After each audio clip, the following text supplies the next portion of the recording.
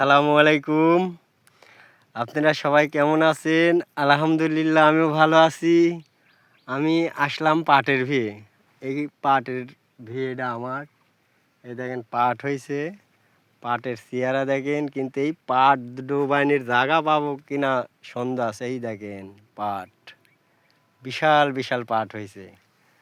হ্যাঁ, এই দেখেন এটা গোটা, এটা গোটা আমার। যা হোক, খুব সুন্দর পাট হয়েছে।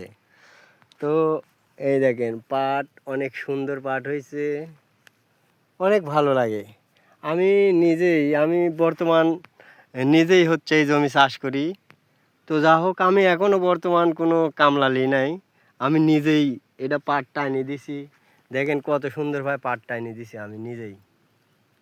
এই যে, বা আমার কৃষি কাজ করতে, কৃষিকাজ আগের থেকেই খুব ভালোবাসি, বা কাজ ছাড়া আমি কিছু বুঝি না।